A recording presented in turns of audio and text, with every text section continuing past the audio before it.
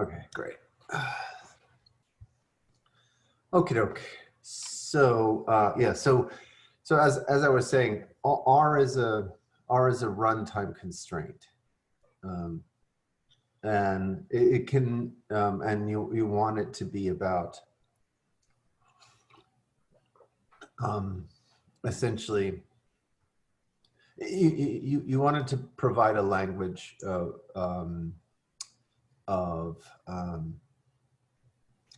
runtime resources that are that relate to actual concurrency. Mm-hmm. So think about it as providing an abstract model of the hardware. I see. I see. So how many real threads do you have? You might have a lot of logical threads, but only one real thread. So R can model that kind of thing. I see. Now I need to wrap my head around the sixth rule when there is a recursion between rewrite type and the rewrite rules. So yeah, that's it. That's a little trickier. Yeah. But if you understand the annihilation rule in the original Row-Lang paper or row calculus paper, it's the same recursion. Mm-hmm. Right. Okay. So basically, basically what you'll have to do is, or what one has to do is to check that the typing and the reduction bottom out. Right. So if you unwind and unwind and unwind, that there's a way to get to a bottom. If there's no way to get to a bottom, then it's an ill-founded recursion. So probably there are some nice general conditions for stating, when it will bottom out, but I haven't thought about how to solve that problem yet. I see. Yeah. Cool. Okay.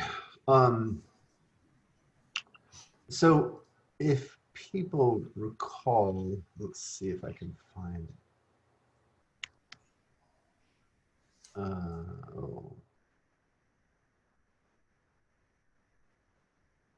Shoot.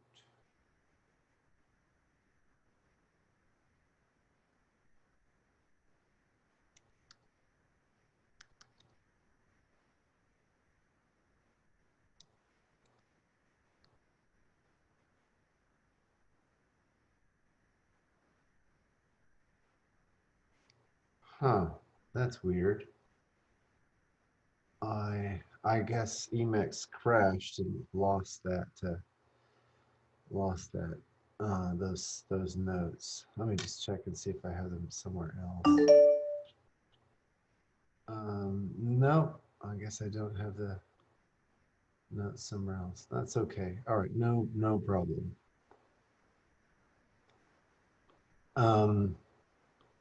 Okay, so if people recall, I gave a kind of overview of LADL in terms of what the input and outputs were. And and it's sort of because it's at such a level of generality, right? It's unusual for people to think about inputting an entire notion of computation. That's the input for an algorithm. And so of course I gave some examples just in terms of algebraic theories like a monoid.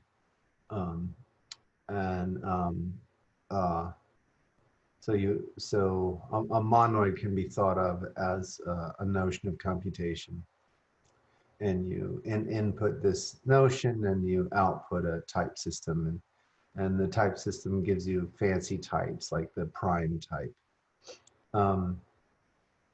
And what I was pointing out was when you look at how the output is structured, you're going to get formulae that correspond with the collection that you're using to collect the results. So you're going to get formulae that correspond to the structure of the elements So in this case, that would be the monoid structure. And then if the system has rewrite rules, then you'll get modal formulae. And I want to focus a little bit on that first piece. So again, let me just quickly recap that so people understand, you know, what we're talking about here. I'll go ahead and do a screen share now and recap that, and then okay, so here we are.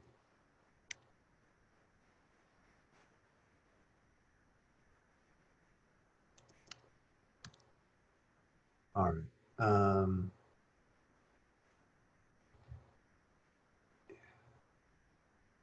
Yeah, it looks like I lost that file. Oh, maybe not. Maybe not. Let's see. Here we go. Ah, here it is. Wonderful. Okay. So I don't have to retype it.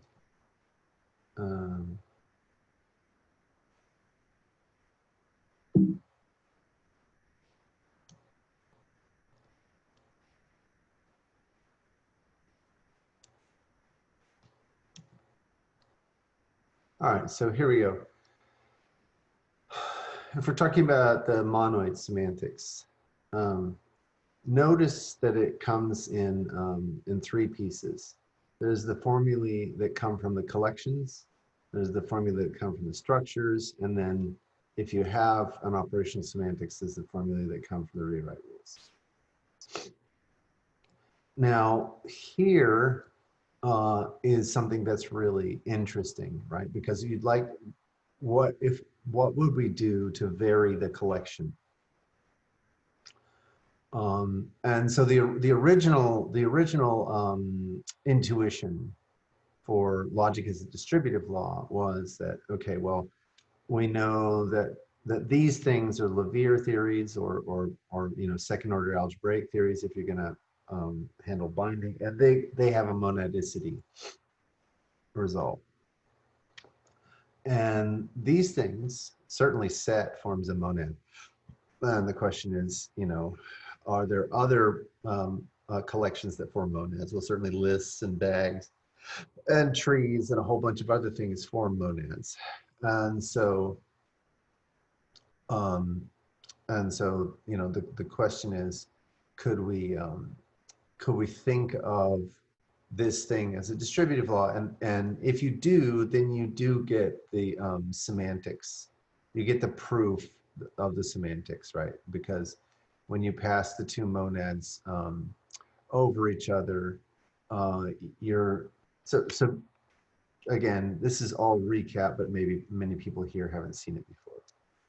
So let's say I have a monad C for the collection, and I have a monad T for the term language. And the idea is that formulae are going to be terms of collections. And if I have a distributive law, say D, which goes from terms of collections to collections of terms, then I can build a map, semantics, right, from formulae, which are going to be T of C, down to C of T uniquely, that basically extends the distributive law. But it's not, and the reason this is, it's not T of C, it's really T plus C.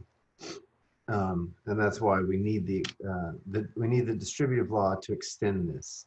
So one way to think about this is that this is really the addition of two theories.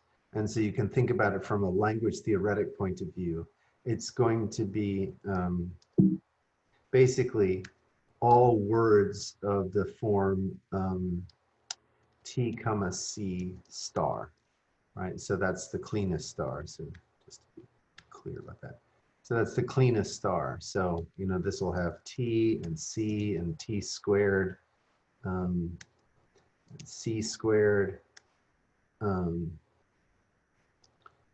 and you know TC and CT and T to the K, C, T, and so on and so forth, right? So all the words in TC star. And you want to be able to take any one of these words and convert it to, for any word in this thing, so any word W, in that thing, you want to be able to convert it into just a CT. So, oops. Show it can be converted to CT. And what that's doing is it's giving us the realizability semantics. So it's saying that any formula is really just a collection of terms. That's what it's, that's the realizability semantics. And so we know that the monad laws are going to allow us to take, you know, T, any, you know, T to the, T squared is going to be able to go down to T via the multiplication. And C squared is going to be able to go down to C via the multiplication, right? And if I have just a T, I can always use the unit of C to go over to C of T, okay? So the only issue is when I have something of the form TC. So if I have a TC somewhere in the word, I need to be able to swap it around. If I have a CT, it's no problem. I'm trying to get to CT, right? But if I have a TC, I have a problem, right? How do I swap it around? Well, the distributive law is the one piece that you need in order to be able to swap it around to CT. So that's, so the basic idea of the distributive law makes a ton of sense as a way of interpreting these logics. Now, the problem is that distributive laws don't exist for anything that isn't sufficiently set-like.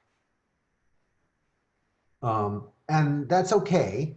You know, it's all right to restrict it that way.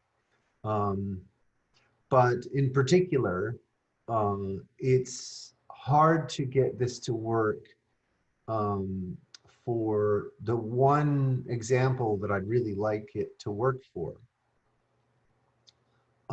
which is the quantile example, where it's sets of sequences. And the reason is because what you really want is you want a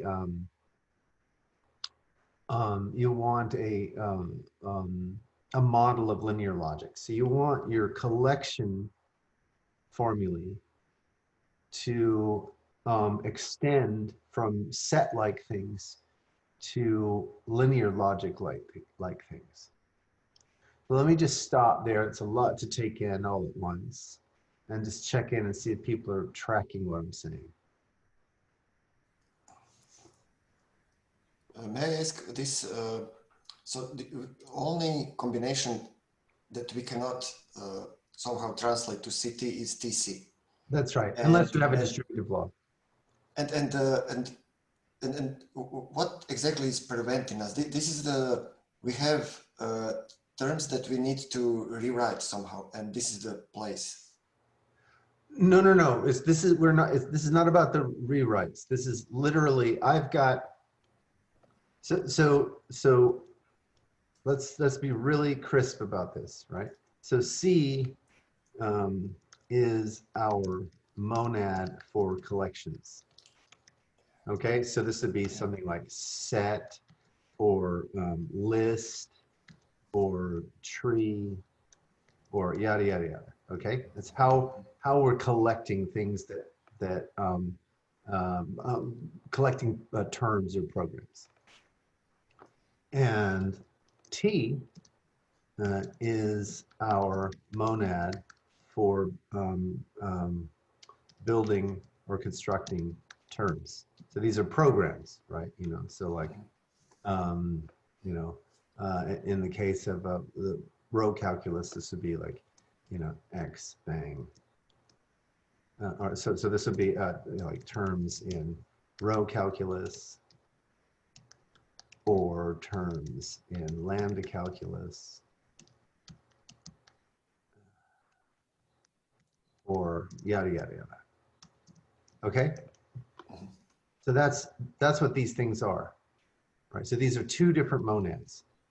Now, in general, we don't have the ability to take something that is a term built over a list and turn it into a list built of terms.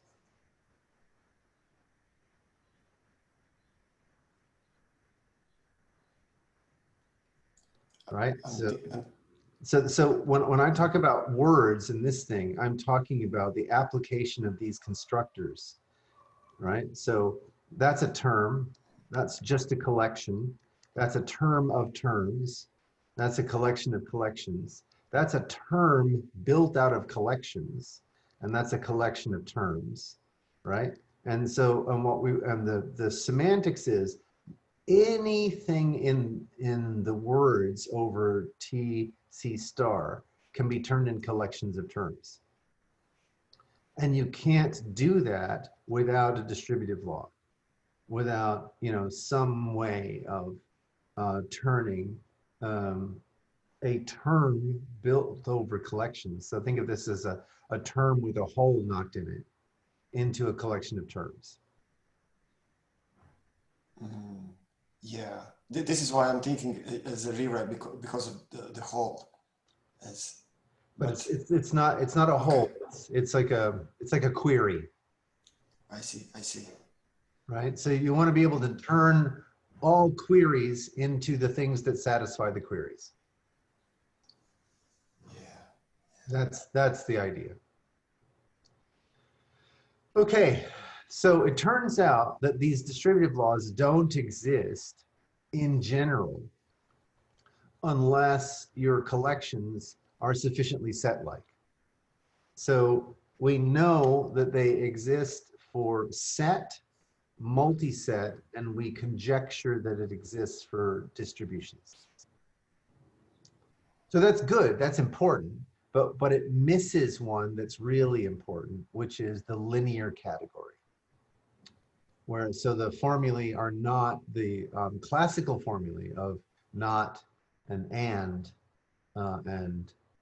true, but they're the linear formulae. So you have two truth values, true and one, and two false values, false and zero.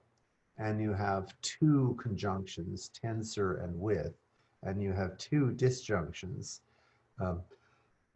Unfortunately, it's a collision with another word we know, but it's par and plus.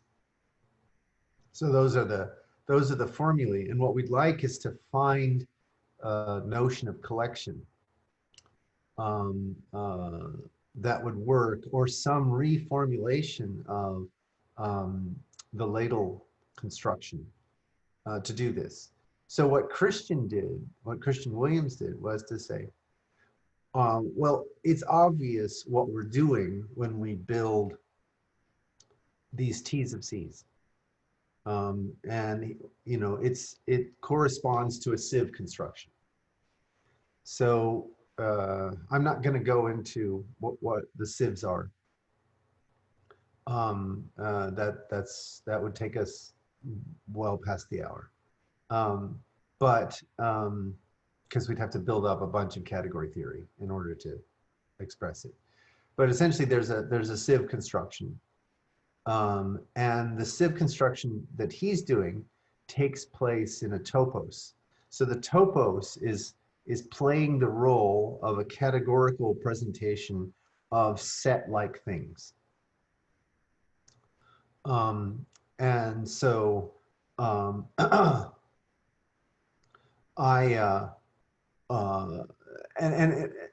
we get enough of the LADL program in that style that it's reasonable to call his construction as within sort of within the boundaries of the research program, right? The research program is saying, hey, what we need to do is we need to be able to take an operational semantics and output a logic that, satisfies realizability and Curry Howard and a bunch of other stuff. And if you look at his construction, it does most of that, okay? In a nice way. But he doesn't package it as a distributive law. He packages it in terms of these sieves.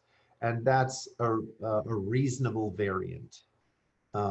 So since what we're really doing is we're lifting our operational semantics to the logical level, calling it operational semantics in logical form is a appropriate name for what's happening with the research program. But it also harkens back to one of the main inspirations for LADL in the first place, which is Abramsky's domain theory in logical form, where if you handed Samson a domain theoretic account of a notion of computation, he could produce a logic. Now, it didn't have the structural bits, so it didn't have these things down here. But it did have interesting things related to the computational side of things. So it was sort of a first step in this direction, and we're taking another step in this direction. What Abramsky didn't have was a proper notion of proof in domain theory and logical form. So we have a notion of proof theory. So we carry over a notion of proof, and we get cut elimination corresponding to computation. So that's a considerable refinement of domain theory in logical form, and it comes from focusing on the operational semantics as opposed to the denotational account. So that shift in perspective is really important, and so again, it sort of justifies the name. Operational semantics in logical form encompasses both the distributive law approach and the sieve approach, nods to the inspiration, and also addresses the this refinement that we're doing that gives us a lot more in the way of the proof theory side of things. So does that make sense? Do people understand what I just said there?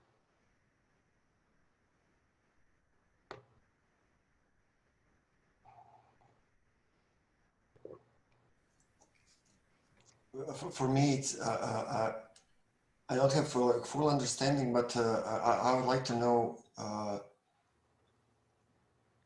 mean, I cannot visualize this topos set-like structure. So yeah, and that will take a while, right? It's basically, there are many books written on topos theory, but it's essentially, the idea is recoding the set theoretic interpretations as category theoretic gadgets, and that's really all you need to know for this level of discussion. That you know what it means to code up set theory in a language like Scala or a language like Haskell. We're going to have a notion of putting things in curly braces, right? And we're going to have a notion of union and intersection and taking the complement of a set with respect to another set. What would be most useful of all is, of course, being able to write down the set theoretic comprehensions, right? Comprehensions are probably the most important thing. So, and so we know what it's like to write down Haskell programs that would implement those operations. Yeah. So topos theory is kind of like that. So you're taking all of the basics of set theory and you're showing that you can code them up in category theory.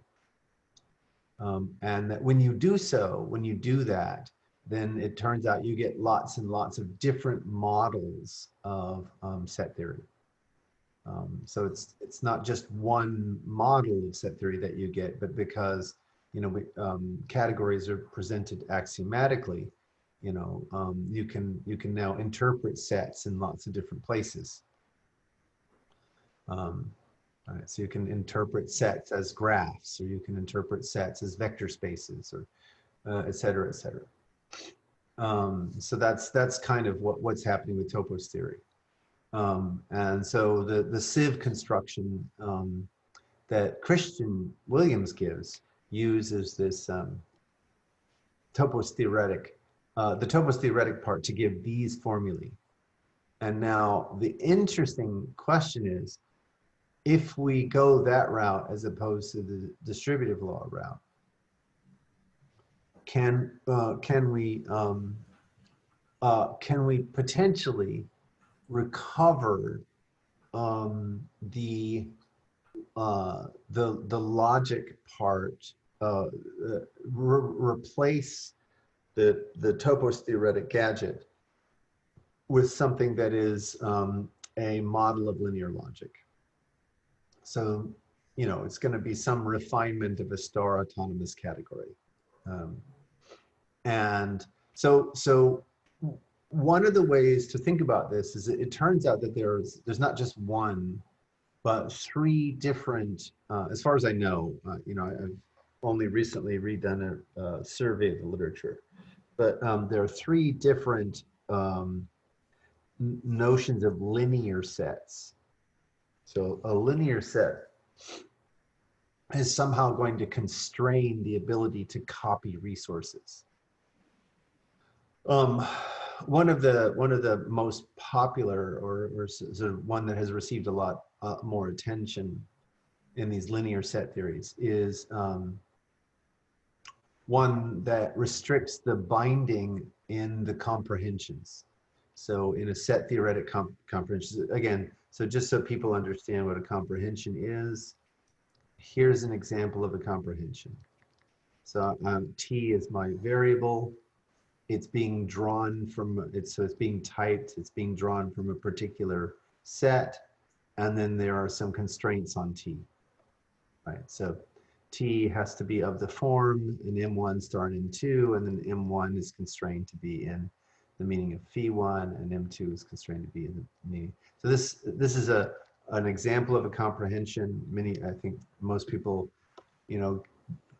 are exposed to this in high school or maybe, undergraduate mathematics. All right, so it's the curly brace notation. It's a set theoretic comprehension. And in order to do a linear version of set theory, the idea is that you don't get to copy these resources here. So they can be used once inside the such that clauses. So that would be like a linear lambda. Does that make sense? Yeah. Mm-hmm.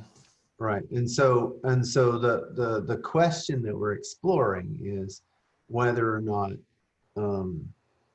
it's kind of an interesting question. It's one that I think is worth thinking about.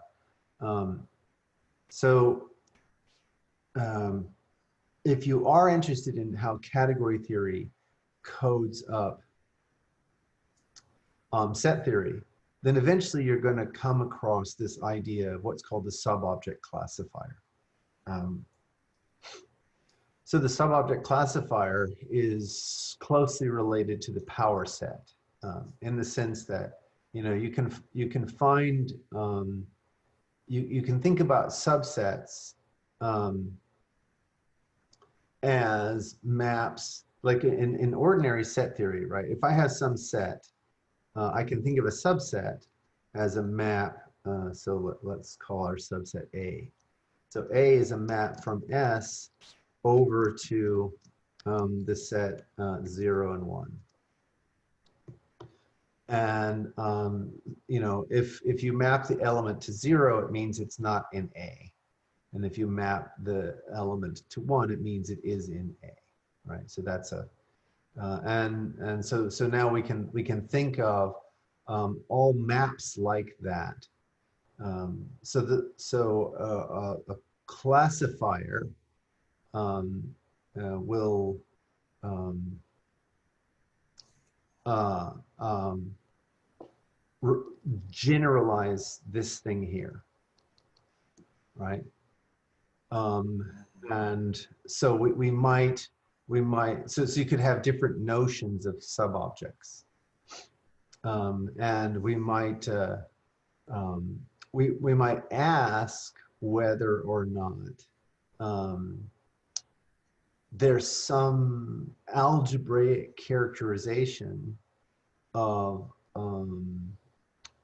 the subobject classifier that restricts to a linear form of subobject classification. So is there some way to lift this idea of restricting comprehensions to the subobject classifier? So another way of talking about this is to say that, you know, having a subobject classifier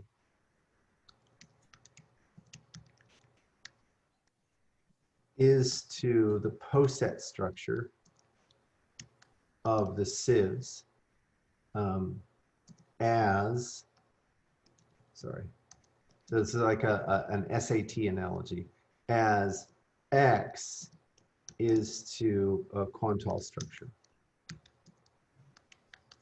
Okay, so the quantile structure, so every model of linear logic factors through a quantile.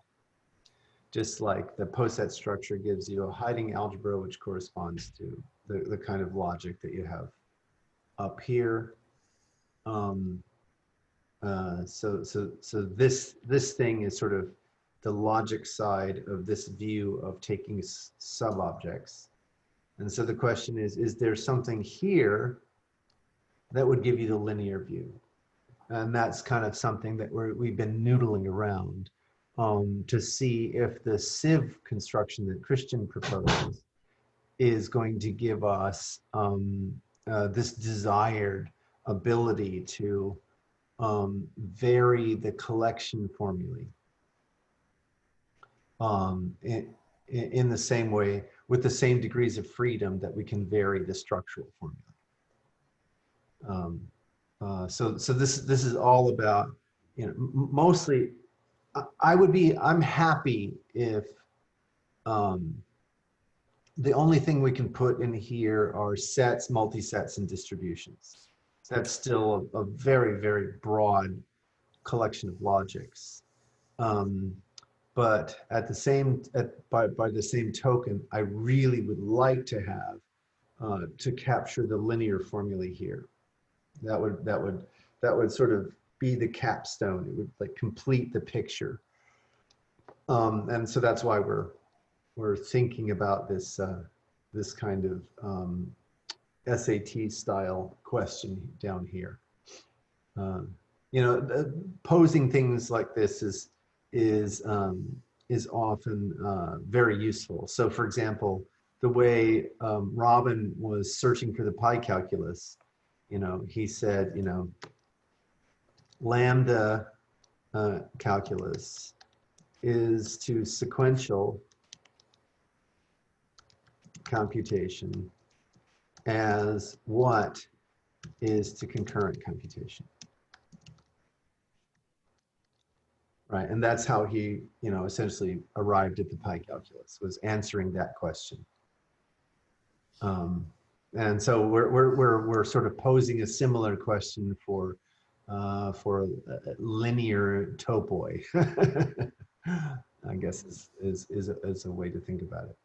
And that gives us like, if you want to understand the practicalities of this, why am I interested in that part? So the collection piece of the puzzle, you can think of as the repository where the programs are stored. And the formulae are queries that go against that repository. So the collection is the database or the data source, and the formulae are the queries against that data source. So find me, so when you have when you're asking for a formula like, you know, fee and fee.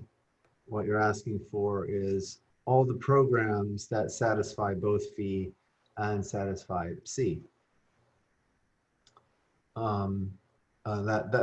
That's you know, the basic idea. Or find me all the programs that in my repository that decompose in this way, right? That's another example. So that's the practical side of things. Now, if I'm forced to view my collection as set-like, then it's hard for me to think about it as a database in the sense of a database being updated. Right? The database, you know, should be that I can add new programs to the database. So just like GitHub, or take programs away from the database, just like GitHub. If I do have that semantics on the database, then set-like formulae are not particularly well suited to that aspect of the database semantics. And so, but if I had the linear formulae that allows for database updates, and that's the practical motivation as opposed to the mathematical motivation for why I'm interested in being able to extend the research program to vary the collection semantics more freely. Does that make sense? Yeah, very much. Yeah. Cool. I'm thinking just in naive way, from set to multiset, we have more information when we are doing a union or intersection, right? Correct. Can I think this as a next step where even more information we have and we can do? Exactly. That's exactly right. Yes. Now the distributions one is also really interesting. And this is related to the way I think about identity and reputation. So in particular, if we think about, say, two-factor authentication, right? So I'm interacting with the system via a website where I provided phone information, and they send me a code to put into a texting interface via email, right? So if you think about that from a row calculus perspective, there's two channels involved. There's the phone number channel and there's the email channel. And it's more likely to be me because I can manage both of those channels, right? So, and again, if you, because I have the device or I own those channels in some way. So if you think about it from the row calculus perspective, this can be completely generalized. There are N channels and there's some channel hopping protocol, which if followed gives us greater degrees of confidence that the agent on the other side of those channels is who they say they are. So that gives us a very, very generic way of thinking about identity. It's essentially expected behavior across a collection of channels, right? That's one aspect of it. And then reputation is also expected behavior across some collection of channels. But there might be additional constraints, right? So Amazon's customer support has a reputation of always serving a customer request within 24 hours, right? And if they ever, Domino's will get you your pizza in 30 minutes or less, that kind of thing, right? Reputation is related to identity in terms of expectation of behaviors across channels. But the interesting thing is that reputation is a little bit loose and sloppy, right? So we are willing to extend courtesy. So for example, if someone breaks their leg and they're not able to fulfill a promise, we don't dock their reputation if there are extenuating circumstances. So this is important, and it's different than type checking, right? In the sense that, you know, a program either supports a type or it doesn't. But in the case of reputation, we can accept certain kinds of failure modes and not other kinds of failure modes. So we can think about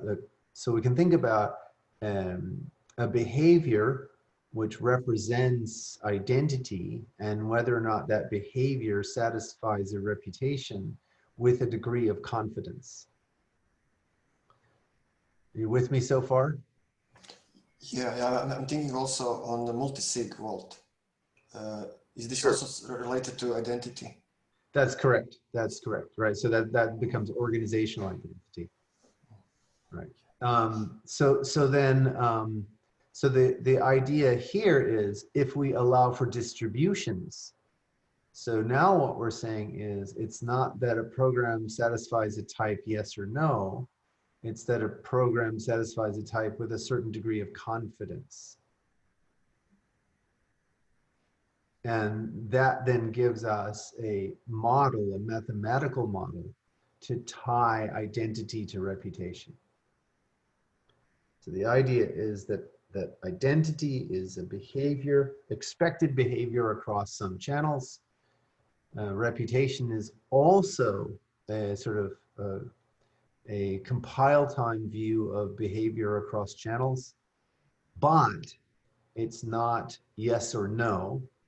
It's with some degree of confidence. So the higher the reputation, the higher the degree of confidence that we have the expected behavior across channels. So just to put this in symbols then. So there is no like strict line between these two notions of identity and there is. So what I'm going to say is that identity is a behavior, right? So identity is a program, and reputation is a type.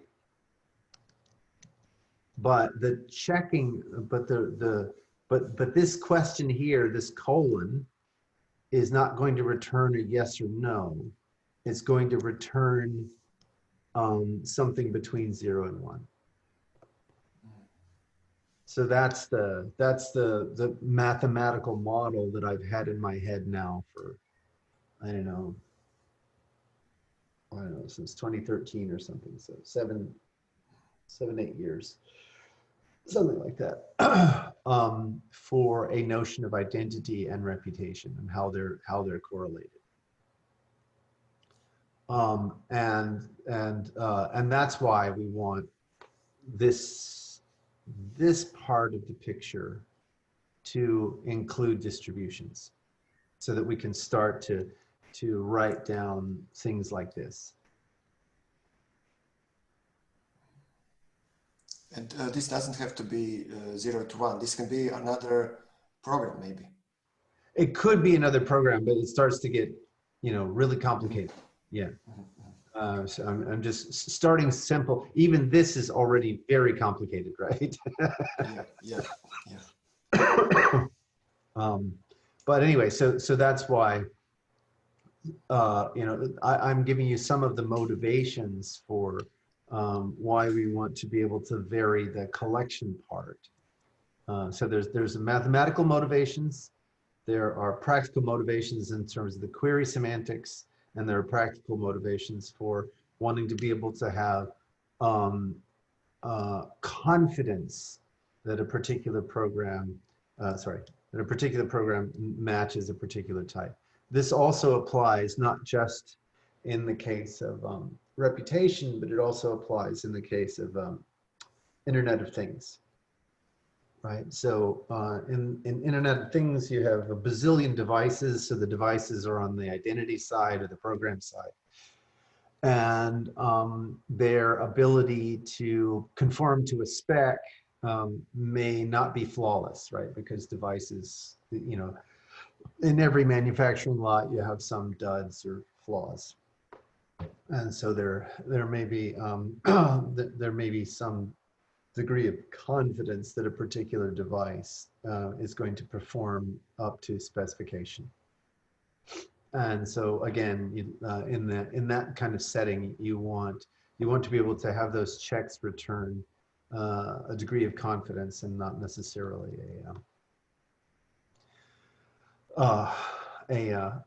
just a yes or no.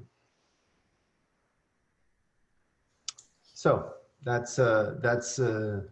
so what we covered today was, you know, why we changed it from operational semantics, from LADL to operational semantics and logical form, and specifically it focused on this idea of collections and different ways to be able to vary the collections, and our aim to be able to at least capture the linear formulae here, and whether or not the sieve construction of Christian Williams can do that, and then some of the practical motivations for wanting to do that. So thanks for listening. Any questions or comments before we jump off?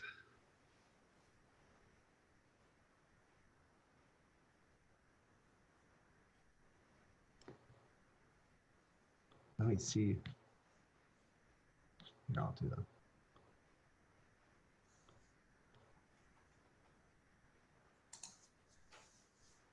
Arthur, you're always so quiet in these calls, but I noticed that you keep coming back. Is this making sense to you? I'm quiet because it doesn't, but I'll keep listening to hopefully absorb more. I'll get it one day. I'm determined. Okay. Well, I mean, please don't hesitate to ask questions. You know, it's like there's no such thing as a stupid question. So Okay. feel free to jump in and say, hey, this part doesn't make sense. Okay. Sure. So Greg, I will talk about monoids tomorrow in education sessions, and I'm using your lectures, Monoid Design Patterns for the Web. And, oh, cool. And this is like a great lecture for me. And so, but I have a question: why you're using sets? And I'm wondering, sets are not factorial, right? So why did you choose sets? The sets are very easy for people to grasp. I mean, certainly the notion of set, a finite set is absolutely monadic, right? There's no question that a finite set is monadic. And if you're careful, if you lift your comprehensions carefully, you can get bigger things than finite sets. But the other reason is, of course, that sets introduces the comprehension language, and the comprehension is the essence of monadicity, right? It's the reason we like monads in programming languages is the comprehension. You know, whether it's set comprehension or SQL's, you know, select from where, or, you know, Haskell's do notation or Scala's for comprehension, or Python's notion of comprehension. All of those comprehensions are one thing. And that's the monad. and it's closely related. Mike and I spent some time looking at the Mitchell-Benaboo language, which is the way to code it up categorically. And that actually has a reasonable interpretation in monads. And the inspiration for that is Wadler's famous paper, Comprehending Monads, where he sort of identifies monads with comprehensions. So, Thomas Love, would you prefer bags or lists being more general? Is that what your question is about? Well, in my previous example, I was using option and the list, like 2 examples. So. Thank you. Okie doke, folks. Thanks so much. I'll see some of you in stand up in 5 minutes. Thank you. Thanks. Thank you. Bye-bye. Thanks.